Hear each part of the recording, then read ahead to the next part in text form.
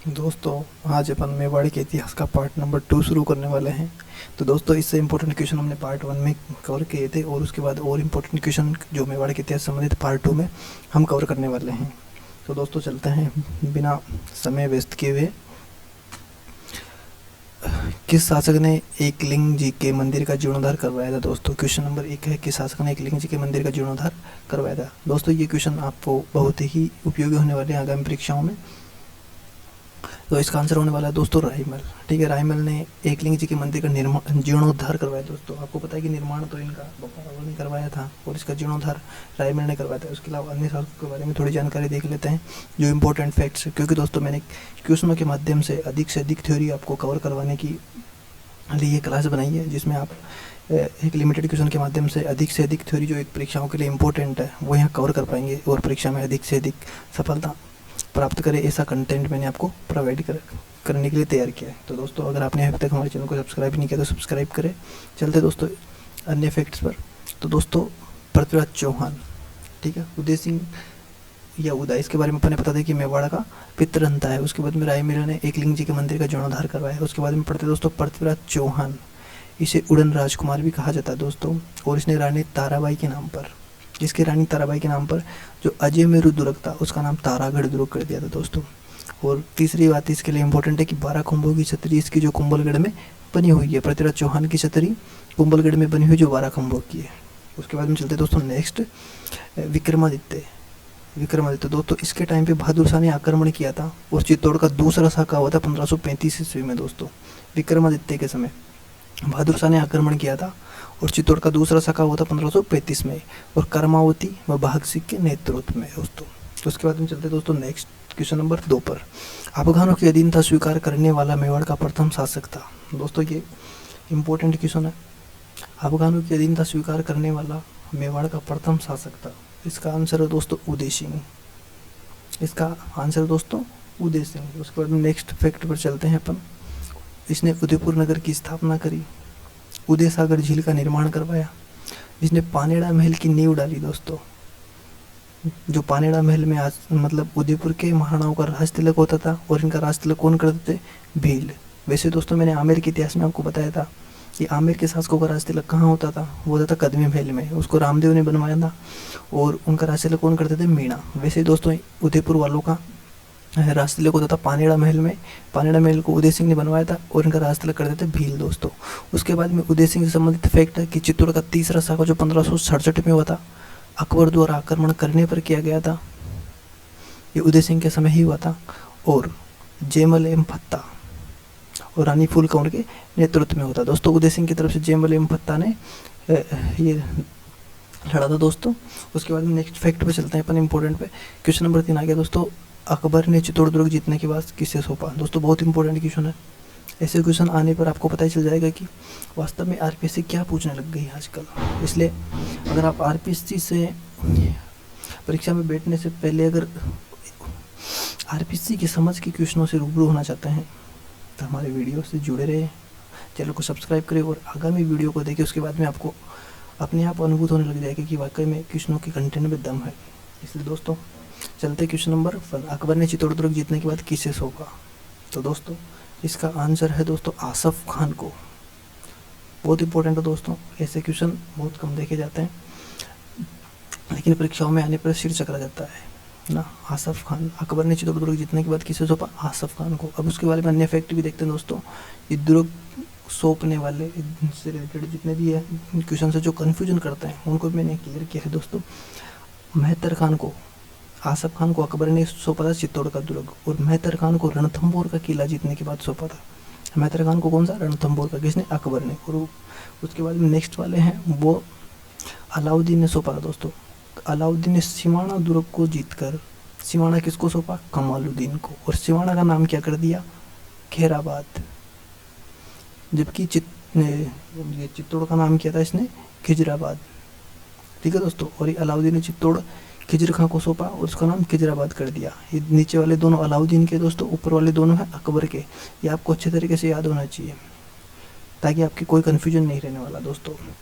चलते question number 4 पर। महाराणा प्रताप का राज्याभिषेक हुआ था। दोस्तों, महाराणा प्रताप से संबंधित जितने 4 स्थान है मैंने ले लिए। क्वेश्चन बहुत अच्छे तरीके से डिजाइन किया गया है जिसमें आपके अधिक से अधिक फैक्ट कवर होंगे, और ऐसे क्वेश्चन ही परीक्षा में मिलते हैं जो बहुत कन्फ्यूजन करते हैं। इसलिए इसकी चलते हैं दोस्तों, इसका आंसर में होने वाला है गोगुंदा। दोस्तों गोगुंदा में महाराणा का क्या होता? राज्याभिषेक। लेकिन ये तीनों चारों जो स्थान है वो भी महाराणा प्रताप से संबंधित है। तो चलो देखते हैं आगे।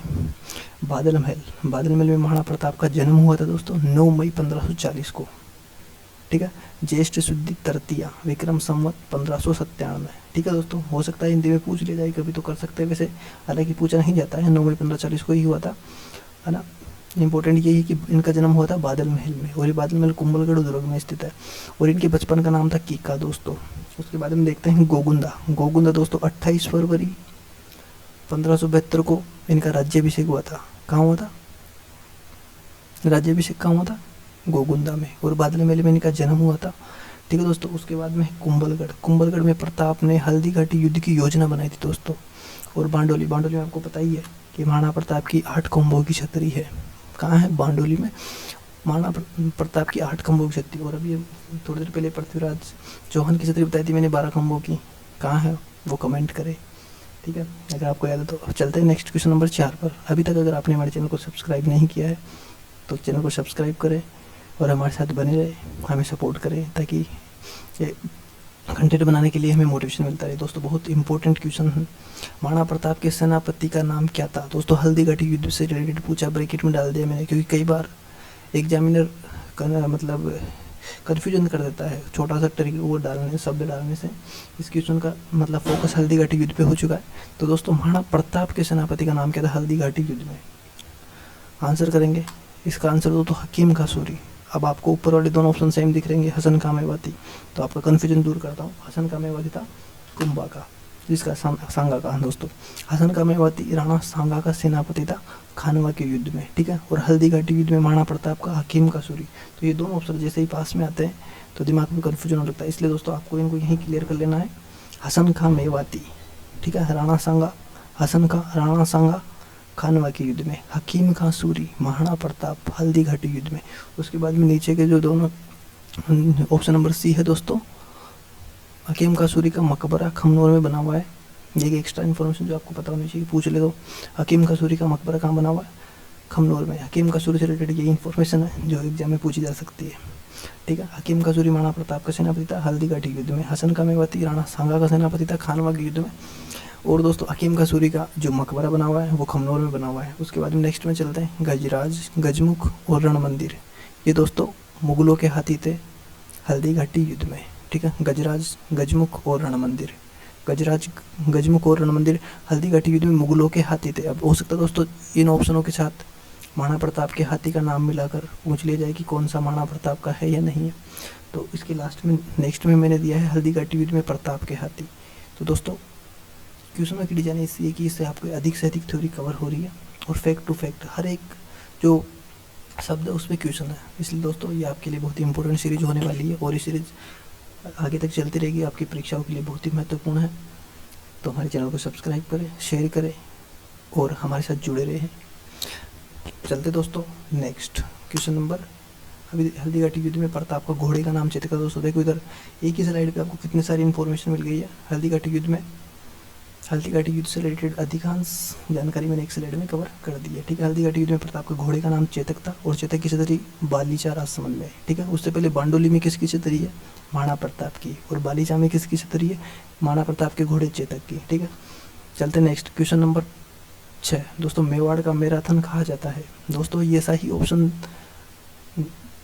परीक्षा में देखने को मिलेगा, नहीं माने तो आप आने वाले जो भी लेटेस्ट एग्जाम्स हुए उनमें देख लेना, बहुत ही इंपॉर्टेंट क्वेश्चन है दोस्तों। मेवाड़ का मैराथन कहा जाता है, इसका आंसर होने वाला है दोस्तों दिवेर का युद्ध। दिवेर के युद्ध को मेवाड़ का मैराथन कहा जाता है। और ऊपर के तीनों जो युद्ध के नाम दिए थे, खमनोर का युद्ध, गोगुंदा का युद्ध और हाथियों का युद्ध, ये हल्दी घाटी युद्ध के नाम है। थोड़ा विस्तार से और देख लेते हैं। हल्दी घाटी के युद्ध को खमनोर का युद्ध किसने कहा था? अबुल फजल ने। दोस्तों थोड़ा मिसप्रिंट हो गया, अबुल फजल हो गया, अबुल फजल था। खमनोर के युद्ध को और हल्दी घाटी के युद्ध को खमनोर का युद्ध किसने कहा है? अबुल फजल ने, ठीक है। खमनोर का युद्ध किसने कहा? अबुल फजल ने। खमनोर का युद्ध किसने कहा? अबुल फजल ने, ठीक है। गोगुंदा का युद्ध किसने कहा? बंदायूं ने, गोगुंदा का युद्ध किसने कहा? बंदायूनी ने। और दोस्तों बंदायूनी ने हल्दी घाटी युद्ध का प्रत्यक्ष दृष्टा इतिहासकार है। प्रत्यक्ष दृष्टा है मतलब इसने हल्दी घाटी के युद्ध को प्रत्यक्ष देखा था बंदायूनी, ठीक है। और इसने हल्दी घाटी के युद्ध को गोगुंदा का युद्ध कहा, ठीक है। और खमनोर का युद्ध अबुल फजल ने कहा, ठीक है दोस्तों। अब हल्दी घाटी युद्ध के बारे में जाने थोड़ा सा। ये जून 1576 में हुआ था। महाराणा प्रताप और अकबर की ओर से मानसिंह लड़ा था, ठीक है। जो आमेर का मतलब आमेर का वो राजकुमार था, इसने अकबर की सेवा में रहते हुए महाराणा प्रताप से हल्दी घाटी का युद्ध लड़ा था दोस्तों। तो हल्दी घाटी के युद्ध के 3 नाम मैंने बता दी, खमनोर का युद्ध, गोगुंदा का युद्ध, हाथियों का युद्ध। उसके अलावा इसके अन्य नाम भी है। मेवाड़ की थर्मोपोली टोड ने कहा था, कर्नल टोड ने। बनास का युद्ध भी कहा जाता है इसे, और इसे रक्तलाई का युद्ध भी कहा जाता है। तो दोस्त 2 स्लाइड में मैंने हल्दी घाटी के युद्ध से रिलेटेड जो क्वेश्चन पूछे जाते हैं वो इंपॉर्टेंट जो सारे फैक्ट है वो मैंने कवर कर लिए हैं। उसके बाद हम चलते हैं दोस्तों दिवेर का युद्ध। दिवेर का युद्ध हुआ था अक्टूबर 1582 में, और महाराणा प्रताप की इसमें जीत हुई थी। अकबर के साथ ही था ये, और महाराणा प्रताप के गौरव का प्रतीक कहा जाता है दोस्तों दिवेर के युद्ध को 1582 में था। और इसे मेवाड़ का मैराथन भी दिवेर के युद्ध को ही कहा जाता है। तो आपको अच्छी तरीके से याद कर लेना दोस्तों। आशा करता हूँ कि ये क्वेश्चन और ये सीरीज़ आपके लिए बहुत उपयोगी होगी और आप हमारे साथ बने रहेंगे, हमारे चैनल को सब्सक्राइब करेंगे। चलते हैं क्वेश्चन नंबर 7 पर। अकबर द्वारा महाराणा प्रताप के लिए भेजे गए शांति अभियानों का सही क्रम है। दोस्तों इसमें सारे क्वेश्चन है नाम बहुत इंपॉर्टेंट है परीक्षा की दृष्टि से। मैं कह रहा हूँ कि आप कहीं से भी पढ़ रहे हो, कहीं से कोचिंग ले रहे हो टेस्ट सीरीज, लेकिन आप इन क्वेश्चनों को एक बार जरूर से पढ़ के जाना दोस्तों। ये आपके लिए बहुत इंपॉर्टेंट होने वाले हैं, क्योंकि ये यूट्यूब पे है। आपको इसके लिए किसी प्रकार का चार्ज नहीं देना पड़ रहा, बस आप हमारे साथ विश्वास करके हमारे साथ जुड़े रहे और इसको अधिक से अधिक शेयर करें। तो दोस्तों चलते हैं। अकबर द्वारा महाराणा प्रताप के लिए भेजे गए शांति अभियानों का सही क्रम है। दोस्तों क्रम मुझे पता है कि आपने ट्रिक से याद कर रखा होगा, अच्छी बात है, लेकिन बहुत सी बार सन वगैरह देख के या कैसे भी पूछ लिया जाता है और बहुत सी बार अपन कंफ्यूज हो ही जाते हैं। लेकिन फिर भी इंपॉर्टेंट क्वेश्चन है, इसको आपको अच्छे तरीके से याद करना चाहिए, क्योंकि दोस्तों सरल क्वेश्चन होते हैं वो अगर हमसे छूट जाते हैं या गलत होते हैं तो हम बहुत से लोगों से पीछे हो जाते हैं। इसलिए अगर कठिन सवाल छूटता है तो फिर भी इतना फर्क नहीं पड़ता, लेकिन सरल सवाल अगर छूट जाता है या गलत हो जाता है तो हम बहुत से लोगों से पीछे हो जाते हैं, और ये गलती हमें नहीं करनी है दोस्तों, ठीक है। तो क्वेश्चन नंबर 7 में महाराणा प्रताप के लिए भेजे गए शांति अभियानों का सही क्रम है। तो दोस्तों इसका आंसर होने वाला है, फटाफट से कमेंट करें आप क्या सोच रहे थे, देखते हैं आपकी तैयारी कैसी है।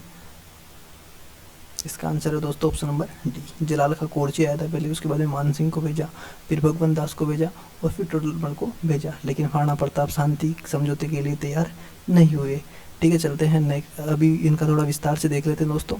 जलाल खा कोरची कब आया था? जलाल खा कोरची आया था सितंबर से नवंबर 1572 में। दोस्तों सितंबर से नवंबर टाइम इसलिए है कि ये सितंबर में रवाना हुआ, नवंबर में आगे पहुंचा, पहले इतना टाइम लगता था वहाँ से आने में उस हिसाब से।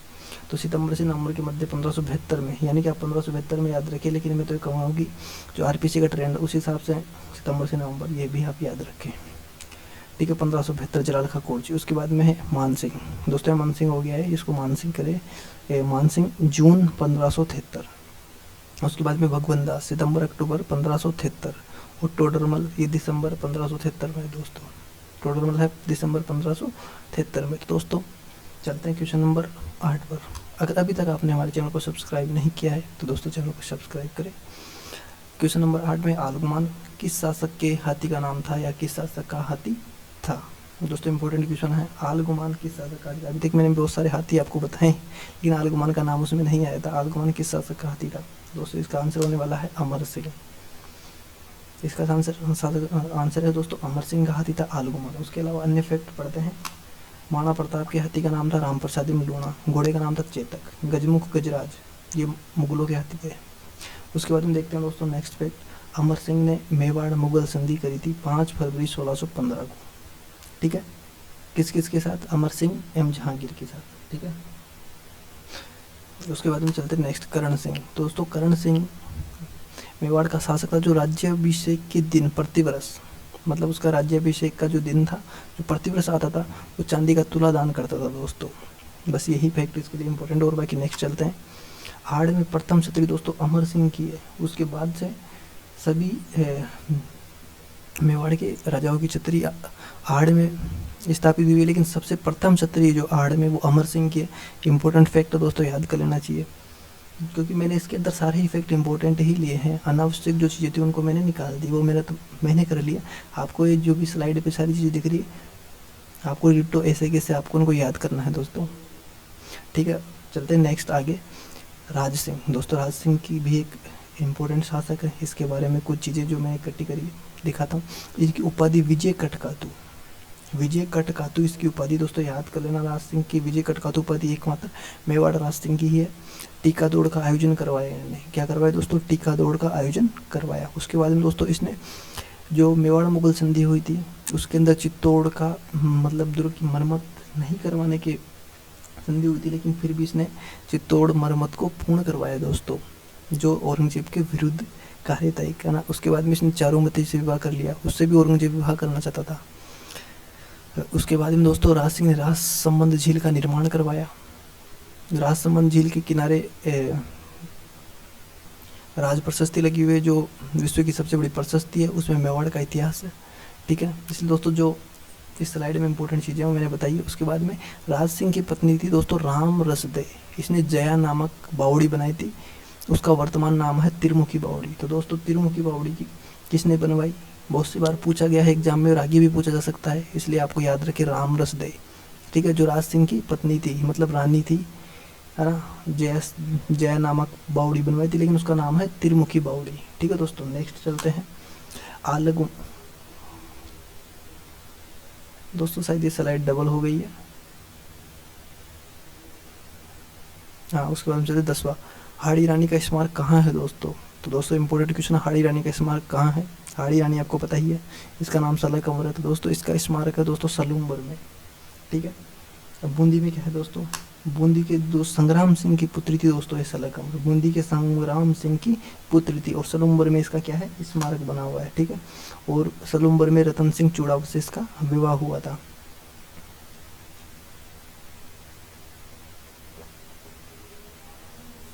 नेक्स्ट, और इनका भी थोड़ा एक्सप्लेनेशन बता देता हूँ, क्योंकि दोस्तों इंपॉर्टेंट फैक्ट्स है जो मैंने कवर करे। राजसमंद झील के किनारे दोस्तों घेवर माता का मंदिर बना हुआ है। घेवर माता का मंदिर कहाँ है, राजसमंद झील के किनारे, और राज प्रशस्ति बनी हुई है। उसके बाद में जयसमंद झील के बारे में देख लेते हैं दोस्तों। सॉरी दोस्तों, इनका एक फैक्ट और है जो मैंने स्लाइड में कवर किया, निशानी मतलब सिर काट कर दिया था निशानी ग्रुप में। और जो सेनानी कविता है जो मेघराज मुकुल ने लिखी है, सेनानी कविता किसने लिखी है, मेघराज मुकुल। दोस्तों मेघराज मुकुल है ये, जो दोस्तों हाड़ी रानी से ही संबंधित है। सेनानी कविता है जो मेघराज मुकुल ने लिखी है, हाड़ी रानी से ही संबंधित है, और इसका स्मारक कहाँ है, सलूम्बर में है। ठीक है दोस्तों, उसके बाद में पढ़ते हैं जयसमंद झील। जयसमंद झील बनवाई थी महाराणा जय सिंह ने। ठीक है, और इसका दूसरा नाम है डेबर झील। ठीक है, और रूठी रानी का महल कहाँ है, जयसमंद झील में, झील के किनारे है। ठीक है, रूठी रानी का महल। तो दोस्तों हाड़ी रानी और रूठी रानी कन्फ्यूजन कर सकती है, इसलिए मैंने दोनों को एक साथ लिया है। तो हाड़ी रानी का जो स्मारक है वो सलूम्बर में, और रूठी रानी का महल कहाँ पे, जयसमंद झील के किनारे। और राजस्थान की सबसे बड़ी कृत्रिम झील है और मीठे पानी की झील है कौन सी, जयसमंद झील। ठीक है दोस्तों, तो दोनों इंपॉर्टेंट जो कन्फ्यूजन करने वाले थे वो है रूठी रानी का महल जयसमंद झील के किनारे, और हाड़ी रानी का स्मारक सलूम्बर में। ठीक है दोस्तों, नेक्स्ट चलते हैं क्वेश्चन नंबर, सॉरी दोस्तों 10 क्वेश्चन में मैंने आपको संग्राम सिंह तक पहुंच चुके हैं शायद, कौन से क्वेश्चन की यहाँ तक, इसके बाद राज सिंह तक पहुंच चुके हैं दोस्तों। अब पार्ट नंबर 3 के अंदर आगे की जो है वो उसको कवर करेंगे।